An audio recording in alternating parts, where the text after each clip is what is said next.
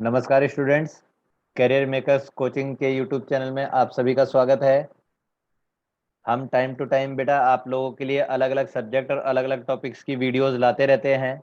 और अगर आपको हमारे द्वारा बनाई गई वीडियोस पसंद आती हैं तो इनको लाइक कीजिए, शेयर कीजिए और सब्सक्राइब कीजिए हमारे चैनल को। साथ साथ बेल आइकन को प्रेस कीजिए ताकि कोई भी हमारे द्वारा वीडियो अगर बनाई गई है तो उसका अलर्ट आपको आ सके और आपको जल्दी से जल्दी वो वीडियो पहुंच सके। बेटा जो एट प्रेजेंट हमारा करंट में बैच चल रहा है, ये करंट में जो बैच चल रहा है ये एक फ्री बैच है। इस बैच की खासियत ये है कि बच्चा अब हमारे साथ मिलकर तैयारी करे, हार्डवर्क करे और जैसे ही उसका एग्जाम क्लियर हो जाए उसके बाद उसको फीस देनी है। आपको मात्र केवल रजिस्ट्रेशन कराना है। रजिस्ट्रेशन कराने के बाद आप लोगों को फ्री लाइव क्लासेस दी जाएगी, फ्री ऑनलाइन टेस्ट सीरीज दी जाएगी, physical practice for defence jobs ये भी फ्री दिया जाएगा। साथ साथ में फ्री रिकॉर्डेड ऑफलाइन क्लासेस दी जाएगी। ये फ्री ऑफलाइन रिकॉर्डेड क्लासेस इसलिए है कि कई बार लाइव क्लासेस में बच्चा डाउट तो क्लियर कर लेता है, लेकिन जब वो घर पे बैठा होता है, पढ़ रहा होता है, सेल्फ स्टडी कर रहा होता है, तो उस समय कुछ चीजें उसके माइंड से स्किप हो जाती हैं। वो चीजें स्किप ना हो इसलिए उसको फ्री रिकॉर्डेड ऑफलाइन क्लासेस दी गई हैं। साथ साथ जो बच्चे नए तैयारी में जुड़े हैं और जो बच्चे काफी समय से तैयारी कर रहे हैं और उनका सिलेक्शन नहीं हुआ, ऐसे बच्चों के लिए हम मॉरल सपोर्ट अपने टीचरों के माध्यम से या अपने ऑफिस एडमिनिस्ट्रेशन के माध्यम से करते रहते हैं ताकि बच्चे को एक मॉरल सपोर्ट मिले, बच्चे के अंदर एक कॉन्फिडेंस आए किसी भी एग्जाम को क्लियर करने का। यहाँ बात एग्जाम की है तो वो सरकारी नौकरी से रिलेट है। अगर आप इन इस कोर्स से रिलेट किसी भी प्रकार की क्वेरीज करना चाहते हैं तो आप हमारे व्हाट्सएप नंबर या इन पे फोन भी कर सकते हैं, जिन जो नंबर है 9999242583 8527224700। 10 से 6 आप इस पे कॉल कर सकते हैं या व्हाट्सएप कर सकते हैं, आपको रिस्पांस दिया जाएगा। आज का जो हमारा टॉपिक है वो टॉपिक ज्योग्राफी से रिलेट है और ज्योग्राफी हमारे संदीप सर के द्वारा पढ़ाई जा रही है, जो कि काफ़ी अनुभवी टीचर हैं, जो बच्चों को हर पॉइंट को, हर कंसेप्ट को क्लियर करेंगे और साथ साथ उन क्वेश्चंस को क्लियर करना सिखाएंगे कि जो कि एग्जाम में एकदम पैटर्न पे आते हैं। उसी पैटर्न पे आपको पढ़ाया जाएगा, तो बच्चे बड़े ध्यान से आप लोग को पढ़ना है और साथ साथ अपने नोट्स प्रिपेयर करने हैं ताकि आप एग्जाम में अच्छा स्कोर कर सको। ज्योग्राफी से कोई भी क्वेश्चन आए तो आप इसको मिस ना करो। तो चलिए टॉपिक को स्टार्ट करते हैं, सभी बच्चे ध्यान देंगे। तो मैंने आपको बताया था कि जैसे हमने माउंटेन्स का सेक्शन कवर अप किया है, अकॉर्डिंगली ही हम कवर करेंगे किसको? अकॉर्डिंगली ही हम कवर करेंगे नदियों को। ठीक है। तो जब आप रिवर्स को देखेंगे तो जैसे आपने माउंटेन्स को देखा उसी अकॉर्डिंगली रिवर्स को देखा। तो माउंटेन को पढ़ते टाइम हम लोगों ने डिवाइड किया था माउंटेन को 3 भागों में। कौन कौन सी माउंटेन थी? नंबर इधर थी ट्रांस हिमालयन माउंटेन, फिर इधर थी ग्रेटर हिमालयन, यानी कि ये 3 हिमालय, ट्रांस हिमालय या हिमालय, और फिर थी माउंटेन्स प्लेटो रीजन की। ये गोंडवाना लैंड है, इसकी माउंटेन। क्यों? क्योंकि जो बीच का क्षेत्र है ये मैदानी भाग, ये सब प्लेन एरिया है। तो ये ट्रांस हिमालय, ये पहाड़ी इलाका, और इस पहाड़ी इलाके के बाद बीच में आ गया आपका मैदानी इलाका, और मैदानी इलाके के नीचे आ गया आपका पथरीला इलाका। पथरीला मतलब प्लेटो रीजन, पठारी इलाका, जहाँ पर चट्टाने हैं, पत्थर है। क्यों? क्योंकि it is a part of Gondwana land. और वेस्ट में बच गया आपका, जो ये वाला एरिया बच गया, ये आ गया डेजर्ट इलाका। ठीक है। यहाँ पर डेजर्ट आप देखेंगे, कौन सा डेजर्ट है? थार का डेजर्ट आपको बताया था। तो कुछ इस प्रकार ही फॉर्मेशन ऑफ इंडिया हुई थी। अकॉर्डिंगली ही आप देखेंगे कि ये हिमालय है। अब आप देखिए नदी कहाँ से निकलती। नदी निकलने के 2 सोर्स होते हैं। पहला, या तो माउंटेन, या माउंटेन पर स्थित कोई ग्लेशियर। या तो माउंटेन, या तो माउंटेन पर स्थित कोई ग्लेशियर। और दूसरा सोर्स होता है लेक, पॉन्ड,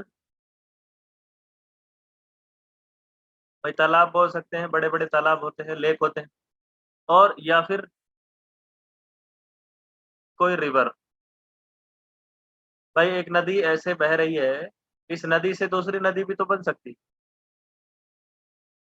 फिर लेक से भी कुछ नदियां निकलती हैं। तो नदी निकलने के दो सोर्स है, मेन सोर्स है माउंटेन और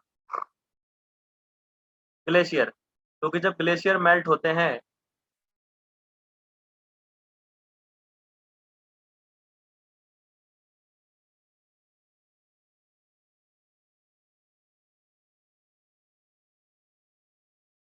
तो जब माउंटेन पर स्थित बर्फ जो होती है वो पिघलती है, तो पिघलने से क्या होता है,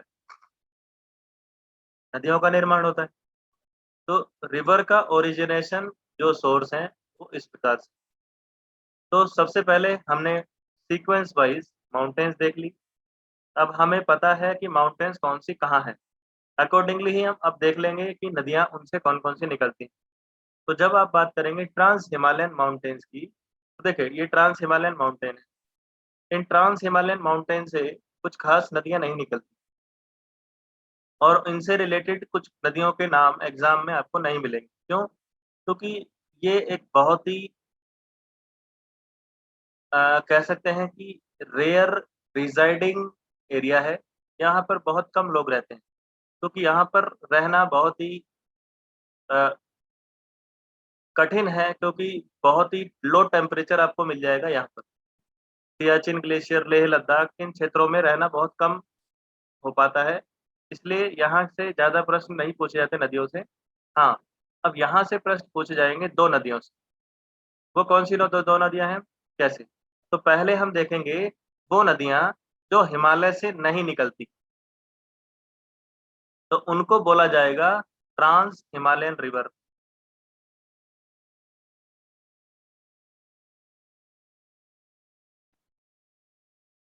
उन नदियों को क्या बोला जाएगा? ट्रांस हिमालयन रिवर, या कह लीजिए प्री हिमालय रिवर। प्री मतलब हिमालय के पूर्व, ये हिमालय है, हिमालय के उस ओर से निकलने वाली नदियां। नंबर दो आएगा हमारा हिमालयन रिवर। इसमें हम लोग देखेंगे कि जो हिमालय पर्वतमाला है, ये ग्रेटर हिमालय बेल्ट है, या मिडिल हिमालय बेल्ट है, या शिवालिक हिमालय बेल्ट है, इनसे कौन कौन सी नदियां निकलती। और नंबर तीन आएंगी आपकी reverse originated from plateau region, कि पठारी क्षेत्र में जो पर्वतमालाएं हैं जैसे अरावली, गिरनार, विंध्याचल, सतपुड़ा, वेस्टर्न घाट, ईस्टर्न घाट, इनसे कौन कौन सी नदियां निकलती हैं। तो ये सब गोंडवाना लैंड की पर्वतमाला है। तो आपको भारत की नदियों को तीन भागों में डिवाइड करके पढ़ना है, समझना है, और सीक्वेंस वाइज हम पढ़ेंगे। तो जैसे कि आपको मैंने अभी बताया, उसी अकॉर्डिंगली हमारा जो नदियों का सेक्शन है मैं आपको दिखा देता हूँ, डिस्ट्रीब्यूटेड है ये।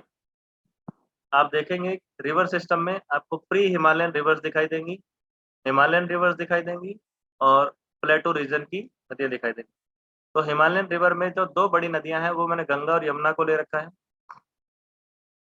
प्री हिमालय में यानी ट्रांस हिमालय में इंडस, सतलुज और ब्रह्मपुत्र है, इनको ले रखा है। और पठारी क्षेत्र में नर्मदा, ताप्ती, महानदी, गोदावरी, कृष्णा, कावेरी और अन्य छोटी छोटी नदियों को लिया हुआ है। अब यहाँ पर मैंने कोट किया है सिर्फ उन बड़ी नदियों को जो एक सिस्टम का निर्माण करती है। अब सिस्टम क्या होता है, जैसे चलते हैं मैप पर।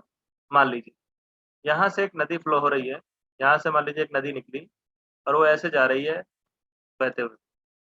अब इस नदी से एक ऐसे नदी आकर मिली है, एक ऐसे नदी आकर मिली है, इधर से एक ऐसे नदी आकर मिली है, इधर से एक ऐसे नदी आकर मिली है, इधर से एक ऐसे नदी आकर मिली, इस नदी से मिल गई आकर, इधर से ऐसे नदी मिली। तो इस नदी का ये पूरा बन गया सिस्टम। इन सारी नदियों, ये सारी नदियां एक बड़ी नदी से आकर मिल रही हैं। इन छोटी नदियों और बड़ी नदी को मिलाकर जो सिस्टम बना, जो नेटवर्क बना, उसे कहेंगे रिवर सिस्टम। तो ऐसे ही हमें भारत में, पूरे इंडिया में जो बड़ी रिवर हैं उनके सिस्टम्स को समझना है। तो पहले हम देखते हैं ट्रांस हिमालय रिवर की ट्रांस हिमालय नदियां कौन कौन सी हैं। तो जैसे कि आपने देखा अभी, ट्रांस हिमालय में सबसे पहले है इंडस रिवर। इंडस नदी को कहते हैं सिंधु नदी, हिंदी में बोलते हैं सिंधु। आपने हिस्ट्री में पढ़ा होगा सिंधु घाटी की सभ्यता, ठीक है, नहीं पढ़ा होगा तो आगे पढ़ेंगे। सिंधु घाटी की सभ्यता पूरी इसी नदी के तट पर बसी हुई, इसी नदी के सिस्टम पर बसी हुई। तो चलिए बात करते हैं इंडस रिवर की। तो देखिए यहाँ पर है तिब्बत का पठार, ये पूरा तिब्बत है। अब इस तिब्बत रीजन में यहाँ पर एक जगह है कैलाश मानसरोवर, आप लोगों ने सुना होगा। कैलाश मानसरोवर की यात्रा के लिए जाते हैं भारत से धार्मिक यात्री। तो कैलाश मानसरोवर जहाँ पर है तिब्बत में, तो यहाँ पर एक ग्लेशियर है, कुछ ग्लेशियर है यहाँ पर, और झील भी है। तो यहाँ पर एक ग्लेशियर है, अ, उस ग्लेशियर से एक नदी निकली। देखिए यहाँ पर मैंने ये बनाया एक ग्लेशियर पहले, अब इस ग्लेशियर से एक नदी निकली। अब आप देखेंगे ये नदी कैसे जा रही है फ्लो होती, ये नदी इस तरीके से फ्लो होती हुई जा रही है। आप इसका रूट समझिए पहले कि नदी फ्लो कैसे हो रही, किस डायरेक्शन में फ्लो हो रही। ये नदी है इंडस रिवर। कौन सी नदी है? सिंधु नदी। इस नदी का नाम है सिंधु नदी, और ये इसका फ्लो होने का डायरेक्शन कि वो चाइना के तिब्बत रीजन से निकलती है और यहाँ से इस तरीके से फ्लो होते हुए जम्मू कश्मीर वाले रीजन से पाकिस्तान में प्रवेश कर जाती है और फिर जाकर यहाँ पर अरब सागर में गिर जाती है समुद्र में। अब इस नदी से ध्यान से देखिएगा कि कौन कौन सी नदियां आकर मिलेंगी। अभी मैं आपको सारी चीज बताऊंगा कि यहाँ से ये नदी निकली तो इस जगह का नाम क्या है, कहाँ पर जाकर गिरी तो वो जगह का नाम क्या है। अभी देखते हैं, सिर्फ एक ट्रैक देख रहे हैं कि इधर से नदी आई ऐसे, इधर से नदी आएगी ऐसे, इधर से नदी आएगी ऐसे, एक नदी इधर से आकर मिलेगी ऐसे। तो देखिए जैसे मान लीजिए ये नदी ऐसे फ्लो कर रही है इस डायरेक्शन में, तो ये वाला जो साइड हो गया ये राइट साइड हो गया, और ये वाली जो साइड हो गई वो लेफ्ट साइड हो गई। नदी का राइट साइड, नदी का लेफ्ट साइड। तो अगर नदी इस डायरेक्शन में फ्लो कर रही है तो ये जो 3 नदियां और 4 नदियां आकर इधर से मिली हैं, तो हम कहेंगे कि सिंधु नदी में राइट साइड से मिली है। तो इनको बोला जाएगा right bank tributary, right side से मिलने वाली, सिंधु नदी में मिलने वाली नदियां, राइट बैंक ट्रिब्यूटरी। उसके बाद आप देखेंगे कि इस नदी में लेफ्ट साइड से कौन कौन सी नदियां मिलेंगी। तो यहाँ से ही एक नदी और निकलेगी, ध्यान से सुनिएगा। इसी के पास एक और ग्लेशियर है या झील है, इस झील से एक नदी निकलेगी ऐसे, और देखिए ध्यान से ऐसे फ्लो होती हुई जा रही है, फ्लो होती जा रही है और ऐसे जाकर इसमें मिलेगी। ये नदी है सतलुज नदी, और यहीं से इसी के समीप से एक नदी और निकलेगी एक ग्लेशियर से, झील के पास से, और वो नदी है फ्लो करेगी कैसे, ऐसे। ध्यान से देखते रहिए आप, ये आकर गिरेगी बंगाल की खाड़ी। तो ये देखिए एक ही एरिया में आसपास रीजन से 3 नदियां निकली, और इस नदी का नाम है ब्रह्मपुत्र नदी। ये तीनों ही नदियां हिमालय के उस पार से निकलती हैं। अब आप लोकेशन देख सकते हैं, इनकी लोकेशन देखिए कहाँ है। अगर मैं हिमालयन बेल्ट को देखूं तो ये है हिमालयन बेल्ट। अब हिमालय बेल्ट के उस पार ये देखिए एक ही लोकेशन के आसपास से 3 बड़ी नदियां निकली। एक नदी का नाम है इंडस रिवर, एक का नाम है सतलुज, और एक का नाम है ब्रह्मपुत्र। तो हमें इन्हीं तीनों नदियों के बारे में पढ़ना है और इन्हीं तीनों नदियों के बारे में समझना है कि कौन सी नदी कहाँ से निकल रही है और इनसे कौन कौन सी नदियां आकर मिल रही है। तो जो कि हमारी पहली नदी है आज की, वो है इंडस रिवर। तो इंडस रिवर आपको मैं बताऊं, यहाँ पर एक ग्लेशियर है जिसका नाम है चेम युंग डोंग। क्या नाम है? चेम युंग डोंग। चेम युंग डोंग ग्लेशियर है, यहाँ से नदी निकलेगी। अब ध्यान से देखिएगा, ये आपको, आपने 3 पर्वतमालाएं पढ़ी हैं, काराकोरम, लद्दाख और जास्कर। अब ये नदी चेमयंग डोंग ग्लेशियर से निकली है तिब्बत के पठार से, तिब्बत के पठारी क्षेत्र में, और ऐसे फ्लो होती हुई जा रही है। ध्यान से देखना। तो सबसे पहला प्रश्न ये बनता है कि ये नदी निकली कहाँ से, तब आप बताएंगे चेमयुंगडोंग ग्लेशियर से। और सबसे दूसरा प्रश्न जो यूपीएससी तक में पूछा जा चुका है कि सिंधु नदी किन दो माउंटेन के बीचों बीच से होती हुई जाती है। इंडस रिवर किन दो माउंटेन्स के बीच में से होकर फ्लो करती है। तब आप खुद ही अब आंसर दे सकते हैं देखकर, क्योंकि now you are watching the river track. River को आप ट्रैक कर रहे हैं। तो आपने पढ़ा है, ये है काराकोरम, ये है लद्दाख और ये है जास्कर। काराकोरम, लद्दाख और जास्कर। तो काराकोरम, लद्दाख और जास्कर, तो खुद ही आप बता सकते हैं कि Indus river is flowing between the Ladakh and Zanskar. ठीक है, दूसरा प्रश्न।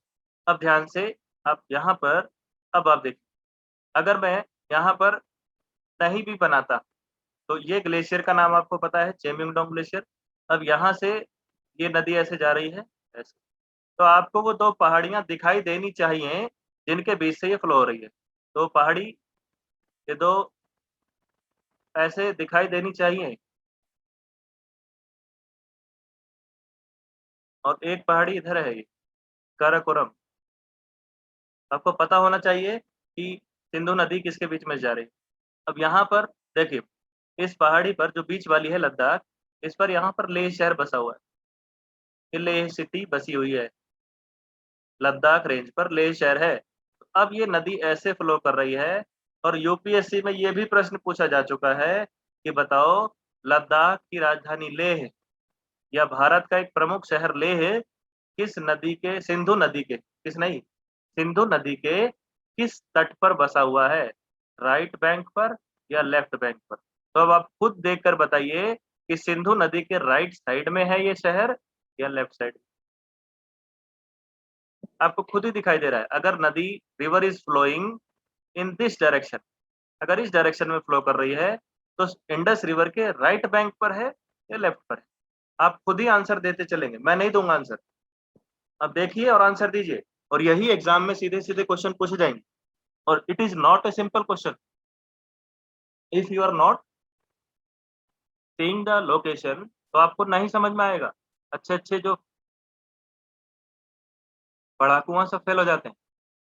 तो यहाँ पर आपको बिल्कुल भी अपने दिमाग पर जोर नहीं लगाना है, सिर्फ आपको देखना है, देखना है, समझना। तो खुद ही आपका आंसर अपने आप आएगा। तो लेह शहर इंडस रिवर के राइट साइड। और अगर आपसे पूछा जाए कि लेह शहर किस नदी के बैंक पर है, तो सीधे सीधे बता देंगे इंडस रिवर के बैंक पर है।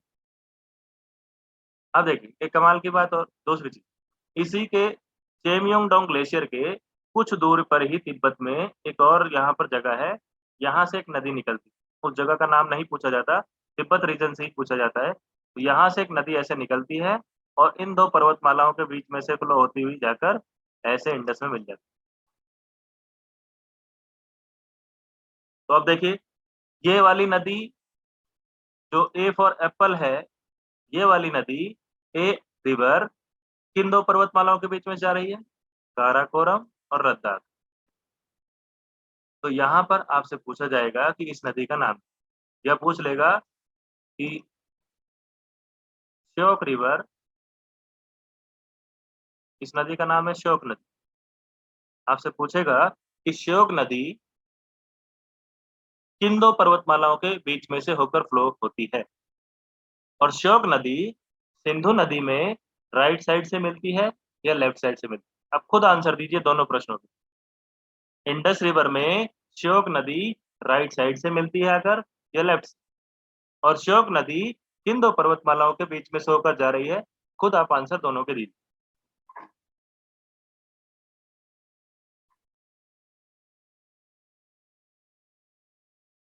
ठीक है, चलिए, अब ये तो हो गई श्योक रिवर की बात। अब आगे बढ़ते हैं।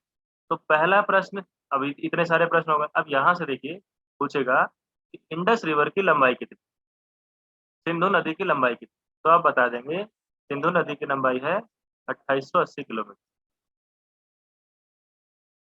गूगल पे कुछ और मिलेगा, किताबों में कुछ और मिलेगा, लेकिन एग्जाम में जो आएगा वो 2880 आएगा।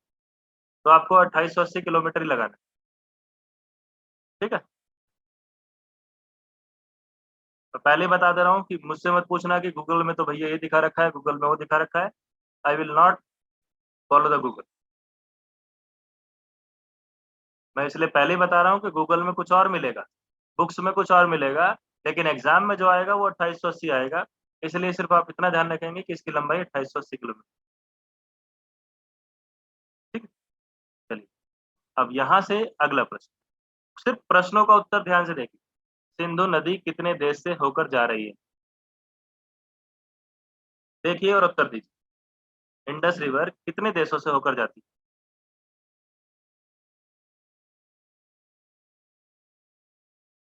कौन कौन से देश हैं वो आपको पता दिख रहे हैं, मुझे बताने की जरूरत सभी को दिख रहे होंगे। मुझे एक भी बच्चे को बताने की जरूरत नहीं है कि कौन कौन से देश। चाइना, इंडिया और पाकिस्तान। ठीक है, चलिए, अब आगे बढ़ते हैं। एक एक क्वेश्चन बिल्कुल क्रिस्टल क्लियर होना चाहिए कि दोबारा याद करने की जरूरत ना पड़े। बेशक एक दिन में आप एक टॉपिक पढ़ो, लेकिन ऐसे पढ़ लो कि दोबारा आपको उसको पढ़ने की जरूरत ना पहले से। तो इंडस रिवर में ये हो गया। अब देखिए, इंडस रिवर में एक नदी राइट साइड से मिल गई आकर, जिसका नाम है श्योक। अब इंडस रिवर में 3 नदियां और मिलेंगी आकर, इधर से अफगानिस्तान की तरफ से आएंगी 3 नदियां। 1, 2, 3। बस आपको इन तीनों के नाम याद रखने हैं। एक का नाम है काबुल, एक का नाम है गोमल, और एक का नाम है कुर्रम। आपको इन 3 नदियों के नाम याद रखने हैं बस। ये 3 नदियां इंडस रिवर में आकर मिली हैं। किस तरफ से? राइट साइड से या लेफ्ट साइड? तो देखो, इंडस रिवर में टोटल नदियां मिल गई आके 4। 1, 2, 3 और 4। और चारों इंडस रिवर की राइट बैंक ट्रिब्यूटरी। तो आपसे पूछा जाएगा which of the following river is not the right bank tributary of Indus river, या पूछा जाएगा which of the following river is the tributary of right bank of Indus river. इनमें से option दे देगा, कुछ और दे देगा, कहेगा इनमें से कौन सी राइट से मिलने वाली नदी है या नहीं। तो इंडस में 4 नदियां आपको राइट साइड से याद रखनी है। पहली है श्योक, दूसरी काबुल, गोरखपुरम। 3 नदियां आपको, 4 नदियां याद रखनी। ये 3 नदियां अफगानिस्तान की तरफ से आती हैं, और इधर से एक नदी तिब्बत की तरफ से आकर इसमें मिलती है, चाइना वाले रीजन से। तो आई होप आपको इंडस रिवर का राइट बैंक क्लियर है। अगर किसी के मन में कोई संशय है, डाउट है, तो अभी पूछ लीजिए। मुझे नहीं लगता कि किसी को कोई doubt. If anyone has, please ask. कि राइट साइड से जो मैंने अभी तक डिस्कशन किया, उस पर किसी को कोई डाउट है कि नहीं?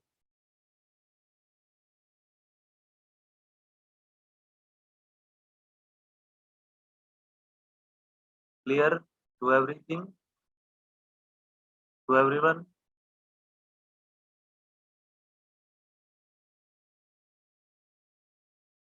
चलिए आगे चलते हैं। अब देखते हैं, थोड़ा लेफ्ट साइड पे ध्यान दीजिए। तो यहाँ से आपको पता है निकली नदी ऐसे। अब इसी के पास ध्यान से सुनिएगा, मैं थोड़ा सा काम करता हूँ, इसको जूम इन कर लेता हूँ तो लोकेशन और जस्टिफाई हो पाएगी। ये देखो, तो ये मैंने बनाया चेमयुंगडोंग ग्लेशियर। यहाँ से ये नदी निकली। अब इसी के पास ध्यान से सुनिएगा, इसी के पास एक और एरिया है। इस पॉइंट का नाम है राक्षस ताल। इसको कुछ लोग राक्षस ताल भी बोलते हैं।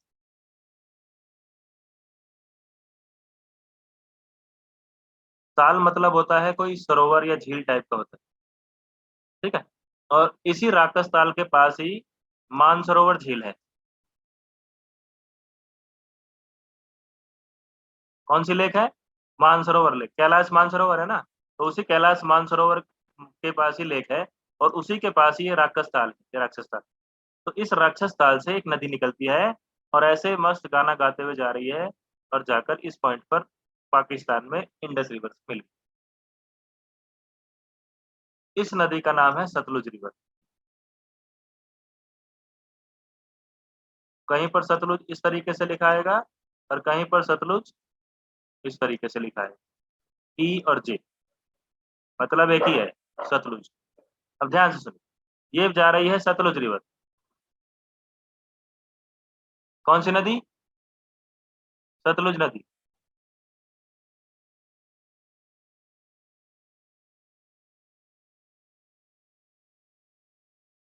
ठीक है, अब ध्यान से देखिए, सतलुज रिवर इंडस रिवर में लेफ्ट साइड से मिल रही है या राइट साइड से? खुद ही आंसर दें। सतलुज नदी इंडस में लेफ्ट से मिल रही है या राइट से? तो आपको दिखाई दे रही है लेफ्ट से। दूसरा प्रश्न, सतलुज नदी कहाँ से निकली है? मानसरोवर झील के समीप स्थित राक्षस ताल से या राक्षस ताल से?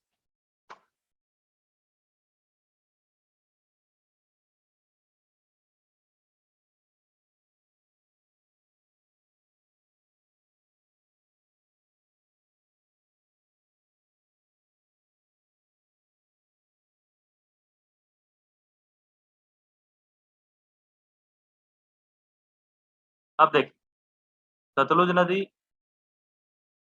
कहाँ से निकली?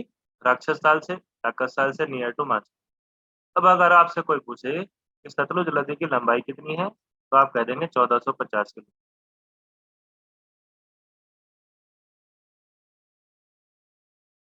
1450। याद करने का तरीका बताऊं कि लगभग 2880 का आधा, लगभग नियर अबाउट देखेंगे भाई। 1450 हाफ होगा किसका? 2900 का। तो 2880 नियर टू है 2900 के, तो उसका आधा कर देंगे तो सतलुज हो गई। यानी आप एक तरीके से कह सकते हैं कि जो सतलुज नदी है वो इंडस रिवर का हाफ। सतलुज नदी near to half of Indus river in length. ठीक है, अब देखिए, सतलुज रिवर से प्रश्न पूछा जाएगा कि सतलुज नदी भारत के कितने देशों से होकर जाती है?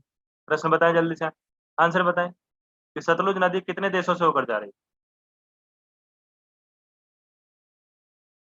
सेम, तीन। इतनी इंडस रिवर उतना ही सतलुज रिवर।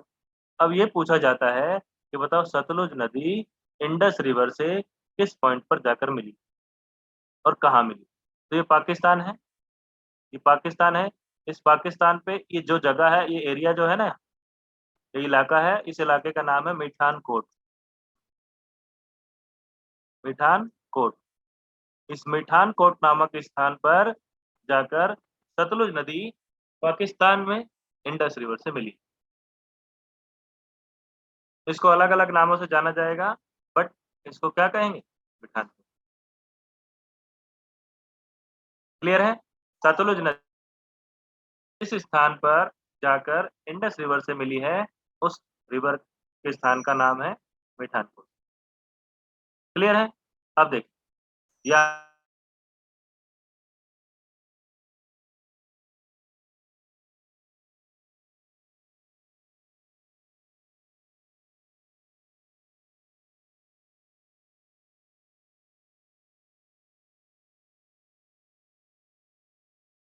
होल्ड कीजिए 1 मिनट।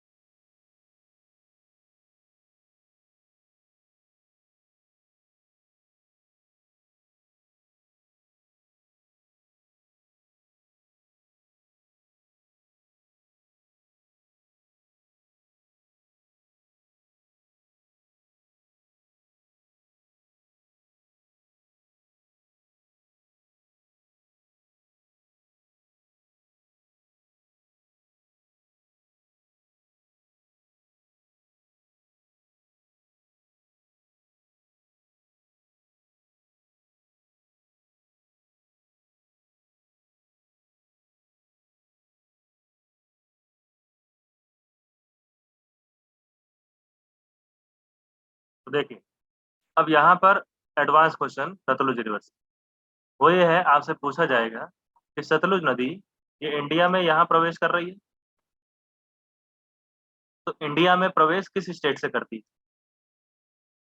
तो ये जो स्टेट है जिससे सतलुज नदी भारत में प्रवेश कर रही है, इसका नाम है हिमाचल प्रदेश। ठीक है, सतलुज नदी हिमाचल प्रदेश में से प्रवेश करती है इंडिया। उसके बाद अब देखिए, हिमाचल प्रदेश में कहाँ से प्रवेश करती है? हिमाचल प्रदेश में कहाँ से प्रवेश करती है? तो आप देख रहे हैं, ये जो पॉइंट दिख रहा है, ये इस पॉइंट से प्रवेश कर रही है। तो आपसे पूछा जाएगा कि ये कौन सा रास्ता है? तो सतलुज नदी हिमाचल प्रदेश में जिस पास से प्रवेश कर रही है, पास मतलब होता है दर्रा, पहाड़ों पर दर्रे होते हैं, जिस पास से प्रवेश कर रही है उस पास का नाम है शिवकिला दर्रा। कौन सा पास?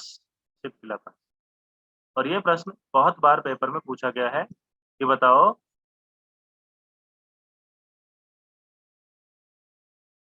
कि सतलुज रिवर भारत में किस स्थान से, किस पास से प्रवेश कर रही है? शिवकिला पास से। और शिवकिला पास कहाँ पर है? हिमाचल प्रदेश। तो चलिए, ये हो गई सतलुज रिवर से बातें। तो देखिए, यहाँ से निकली कौन सी नदी? Indus river. फिर इसी के समीप से निकली कौन सी नदी? ये निकल गई सतलुज। अब ध्यान से देखिए, यहाँ पर हिमाचल प्रदेश में, सॉरी जम्मू कश्मीर में आते हैं पहले। जम्मू कश्मीर में यहाँ पर एक झील है, इस झील का नाम है वेरीनाग झील। कौन सी नाग? वेरीनाग झील।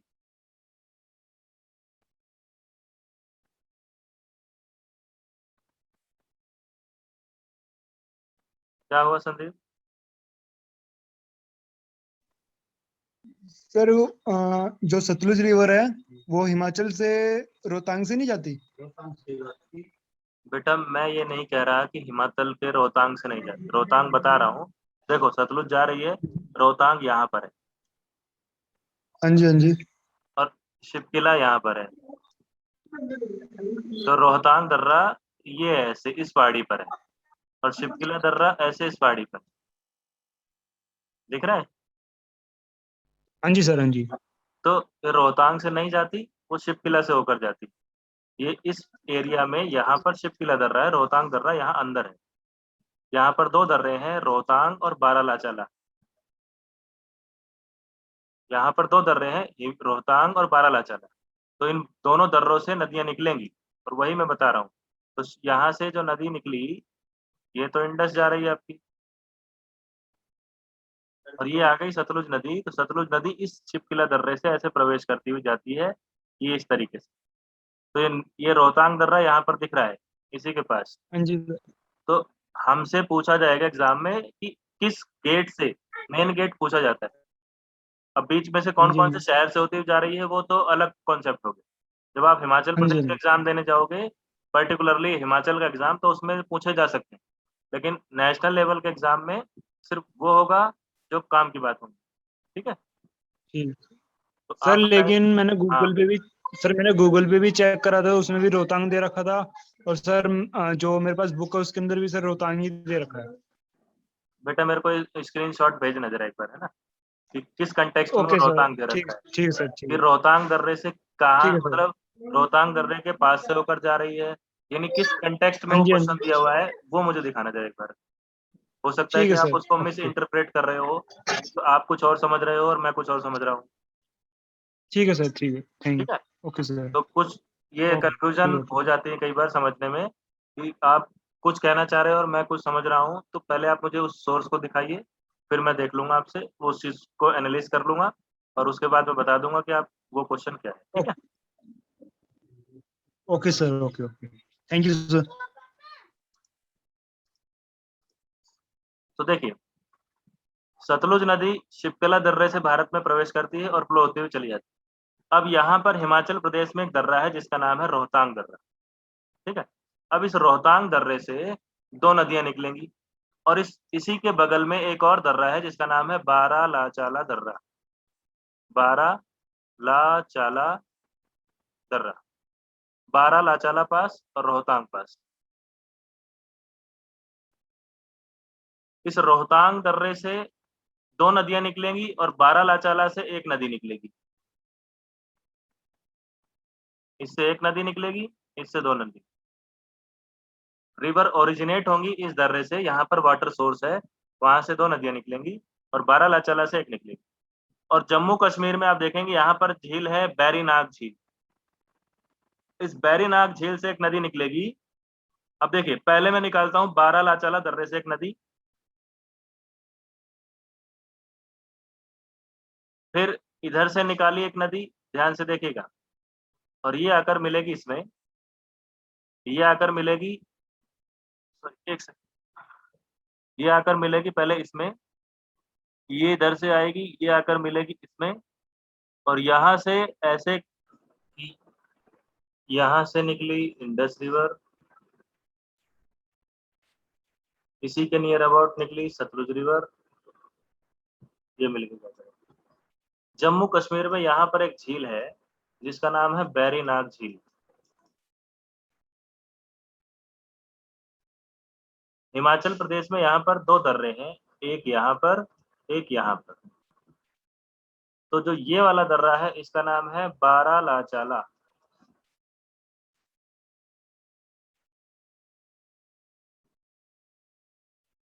और जो नीचे वाला दर्रा है इसका नाम है रोहतांग दर्रा। अब देखते रहना आप लोग बस। अब इस बारालाचाला दर्रे से एक नदी ऐसे निकल रही है, ऐसे फ्लो होती हुई जाके मिल रही है यहाँ पर, कौन सी नदी में? सतलुज रिवर। इस बैरीनाग झील से एक नदी निकली और जाकर मिली इस नदी में। जो बारालाचाला दर्रे से एक जो नदी निकली है, इस नदी का नाम है चिनाब।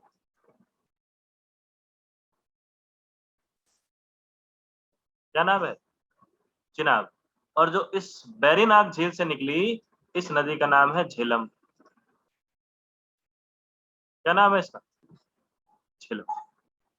तो झेलम नदी बैरीनाग झील से निकलकर किस नदी में मिल जाती है? चिनाब नदी में, और वो आगे जाकर सतलुज में मिल जाती है।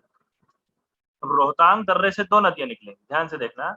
एक तो ऐसे निकलकर इंडिया में ही यहाँ मिल जाएगी, और दूसरी नदी ऐसे फ्लो होती हुई जाकर मिलेगी किसमें? दिखाई दे रही है आपको? चिनाब में जाकर मिल जाएगी। तो ध्यान से देखिए, अब यहां पर कितनी नदियां मिल रही हैं?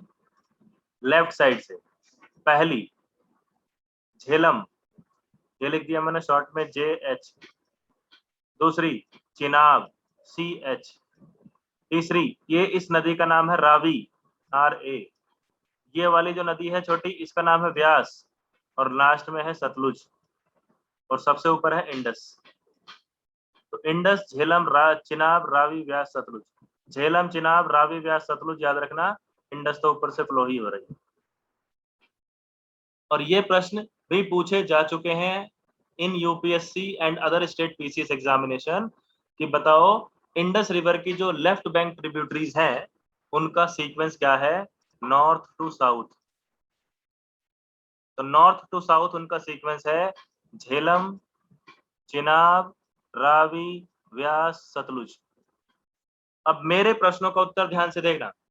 झेलम नदी अपना पानी किस नदी में गिराती है?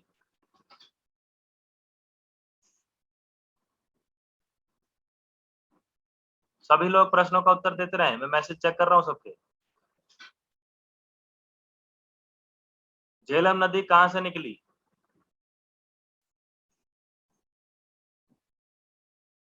चिनाब नदी अपना पानी किस में गिराती है?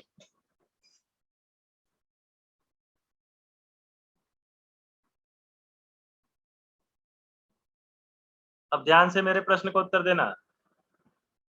Indus river system, Indus river system की सबसे छोटी नदी कौन सी है? इंडस रिवर सिस्टम की सबसे छोटी नदी कौन सी है जो भारत से निकलती है और भारत में ही अपना पानी ड्रॉप कर देती है? भारत से ही निकलती है और भारत में ही अपना पानी ड्रॉप कर देती है। यस, बिल्कुल सही जवाब। बाकी सारी नदियां भारत से बाहर पानी ले जा रही हैं, बाकी सारी नदियां भारत से बाहर पानी नहीं। चिनाब नदी कहां से निकली, रावी नदी कहां से निकली और व्यास नदी कहां से निकली? तीनों के सोर्स आपको दिखाई दे रहे हैं, मुझे बताने की जरूरत नहीं है।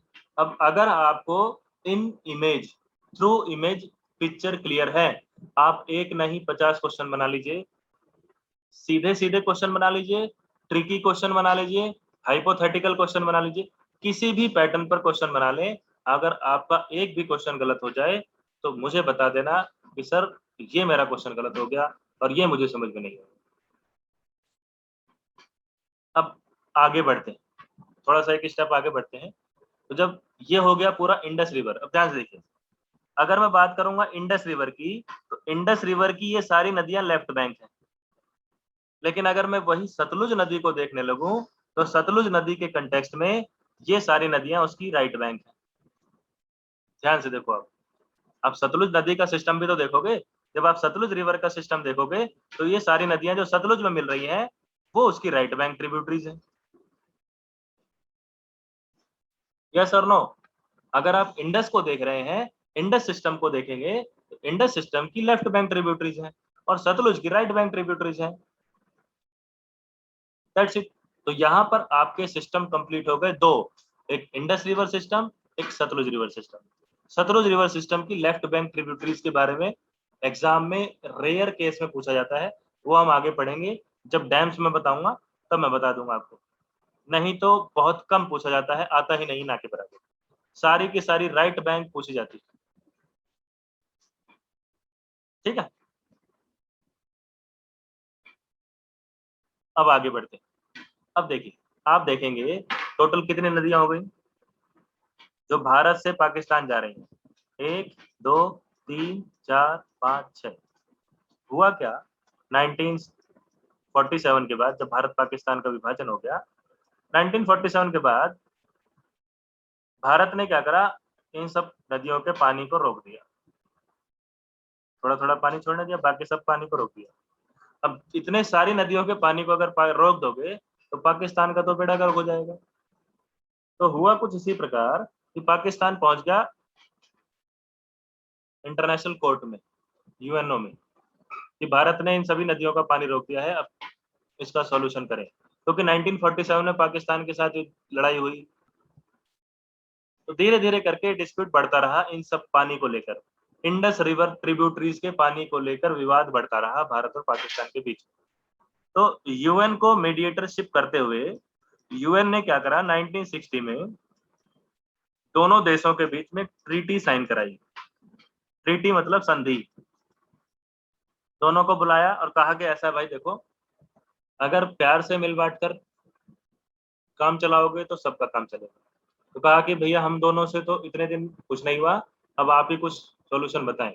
तो यूएन में जाकर 1960 में ट्रीटी होती है। इस ट्रीटी का नाम था Indus river water treaty, Sindhu नदी जल समझौता। इस समझौते के अनुसार क्या हुआ, ध्यान से सुनिएगा। ऊपर की 3 नदियां इंडस, झेलम, चिनाब, 3 नदियों का पानी पाकिस्तान को दे दिया गया और नीचे की 3 नदियों का पानी भारत को दे दिया गया। कितना कितना, ध्यान से देखें। कहा कि भाई पूरा का पूरा पानी पाकिस्तान तो नहीं ले सकता और इधर भी इन 3 का पूरा पानी भारत नहीं ले सकता, क्योंकि पूरे के पूरे पानी को रोकना मतलब नदी को खत्म करने के बाद बराबर होती है। तो ध्यान से सुनिए, इसी कंटेक्स्ट में हुआ कि ऊपर की 3 नदियों का 80% पानी पाकिस्तान अपने पास रखेगा, 20% पानी भारत यूज करेगा। भारत 80% पानी को आगे छोड़ देगा, 20% खुद यूटिलाइज करेगा और नीचे की 3 नदियों का 80% पानी इंडिया रखेगा, आगे 20% पाकिस्तान के लिए छोड़ देगा। तो ये समझौता हो गया, दोनों के बीच विवाद खत्म।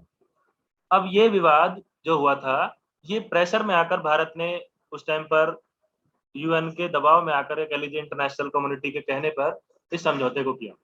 अब आप देखते हैं कभी उरी हमले की बात होती है, कभी पठानकोट हमले की बात होती है, तो सभी इंटेलेक्चुअल्स कहते हैं कि हमें जब पाकिस्तान ने हमारी इतनी ट्रीटीज को ब्रेक कर दिया, सीज फायर वॉल्यूशन कर दिया, LOC के वॉल्यूशन कर दिए, हर बार पाकिस्तान नई नई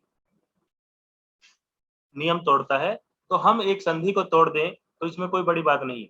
अगर हम इस इंडस रिवर वाटर ट्रीटी को तोड़ दें और सारी नदियों का पानी रोक दें तो पाकिस्तान का भट्टा बैठ जाएगा। तो कुछ इंटेलेक्चुअल जो कह सकते हैं उग्रवादी विचारधारा के हैं, जैसे होता ना 1907 में जब सूरत विभाजन में कांग्रेस अलग अलग हुई तो गरम दल नरम दल बच गए। तो गरम दल के लोग थे कांग्रेस में, कुछ नरम दल के थे। तो उसी गरम दल की विचारधारा के लोग कहते हैं ऐसी कोई घटिया हरकत जब पाकिस्तान करता है कि हाँ भारत को इंडस रिवर वाटर ट्रीटी को ब्रेक कर देना चाहिए, पाकिस्तान को अकल ठिकाने आ जाएगी, पाकिस्तान रास्ते पर आ जाएगा। तो ये थी इंडस रिवर वाटर ट्रीटी जो हर बार कहीं ना कहीं चर्चा में बनी रहती है। आपसे पूछा जाएगा कि इंडस रिवर वाटर ट्रीटी के अकॉर्डिंग 80% या ज्यादा पानी पाकिस्तान को दिया गया किन नदियों का? बताओ जल्दी से, पाकिस्तान को किन नदियों का ज्यादा पानी दिया गया? देख रहे हो, आंसर दे सकते हो। और भारत को किसका दिया गया? आप देख रहे हैं, आप आंसर दे सकते हैं। तो देखिए, ये हो गया आपका पूरा का पूरा इंडस रिवर वाटर सिस्टम। अब ध्यान से देखिए, इतने एरिया में आपको पूरा इंडस रिवर और सतलुज रिवर का सिस्टम दिखाई दे रहा होगा। ये है खाली मैप, और अब आपका दिमाग में एक पिक्चर छप चुकी है अगर आपने सिंसियरली चीजों को अडॉप्ट किया है।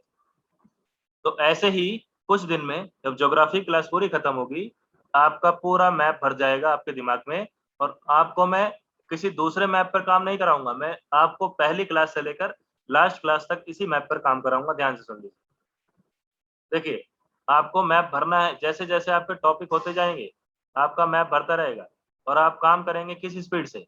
जैसे यहाँ से यहाँ तक की लंबाई कितनी है, ये कितनी लंबाई है, ये चारों पॉइंट जो मैंने बताए थे फर्स्ट क्लास में, पांचवा पॉइंट इधर बताया था।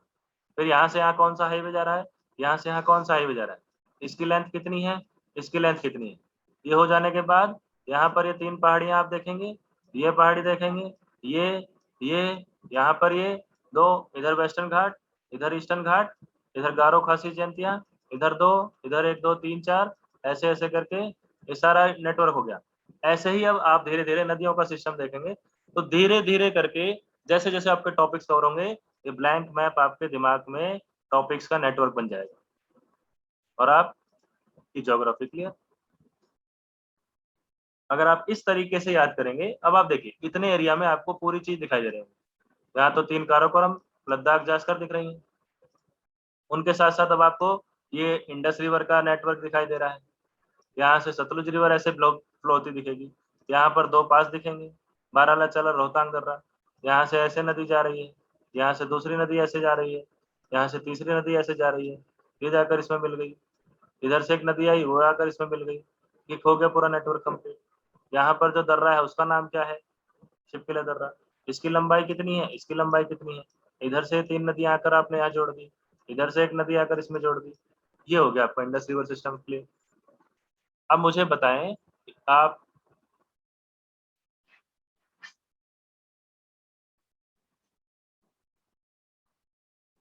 आप में से किसी को इस पॉइंट पर किसी को डाउट है इतने डिस्कशन में? और फिर आपने 1960 की इंडस रिवर वाटर ट्रीटी देखी। If anyone has doubt raise hand. किसी का कोई डाउट है तो मुझे हाथ खड़ा कीजिए और पूछ लीजिए।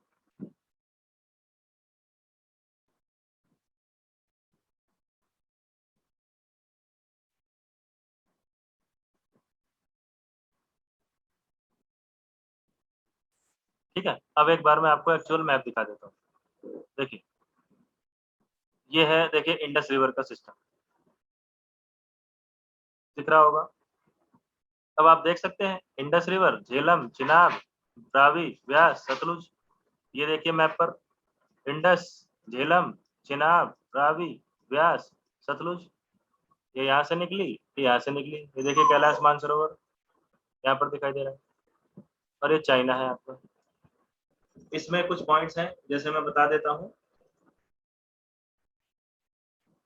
इसमें कुछ पॉइंट्स हैं, वैसे तो सारे मैंने ऑलमोस्ट क्लियर कर ही दिए हैं, बाकी आपको परेशान होने की जरूरत नहीं है। जो हमने यहाँ पर है, आप इस चीज का स्क्रीनशॉट ले सकते हैं। सभी लोग स्क्रीनशॉट ले लेंगे तो ये आपका पूरा देखिए, ये इंडस रिवर के सारे पॉइंट्स हैं। इंडस रिवर कहाँ से निकली, उसकी लंबाई कितनी है, उससे राइट साइड से कौन सी नदी मिल रही है, लेफ्ट से कौन सी नदी मिल रही है, ठीक है। हड़प्पा सिविलाइजेशन इसी नदी के किनारे थी। सतलुज रिवर कहाँ गिराती है, और इंडस रिवर वाटर ट्रीटी के बारे में बताया गया। झेलम नदी कहाँ से निकली, चिनाब कहाँ से निकली, रावी, व्यास, सतलुज, ये सारी लिखी हुई इसमें। तो इसको स्क्रीनशॉट ले लीजिए, बाकी आप रिकॉर्डिंग से अपना काम कर ले।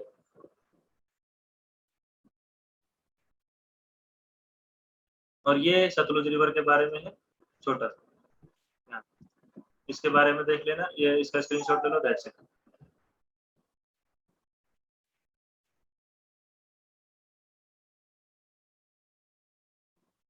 चलिए